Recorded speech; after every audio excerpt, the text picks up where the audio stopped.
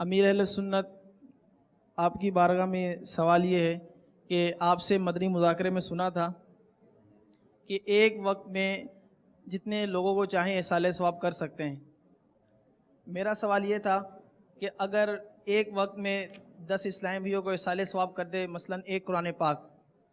تو بعد میں وہ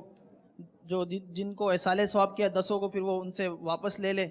اور پھر ضرورت لوگ اصالہ ثواب مانگتے رہتے ہیں، تو اس طرح ان کو بعد میں اصالہ ثواب دے سکتے ہیں؟ اصالہ ثواب واپس لے لے، اس کا کیا طریقہ ہوتا ہے؟ یا انہی کو بعد میں کال کر، جیسے آپ نے اپنے دادا جان کو ایصال ثواب کیا،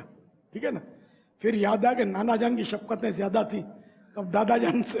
واپس لے کر نانا جان کو ٹرانسفر کریں گے، کیا مطلب؟ وہ آپ مجھے واپس کر سکتے ہیں پھر اصالہ ثواب جن کو دادا جان کو دے کر واپس لینا، یوں نا،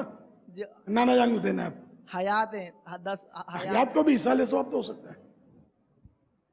اب ان کی یہ ملک میں اصالہ ثواب آ گیا، یعنی اب 10 قرآن پاک ہو گئے، ایک وقت میں نے ایک قرآن پاک پڑھا، وہ 10 ہو گئے، تو اپنا گیا،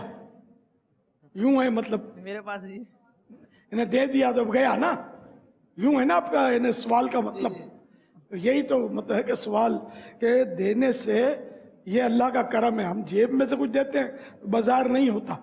لیکن بڑھتا ہے، رائے خدا میں دو تو،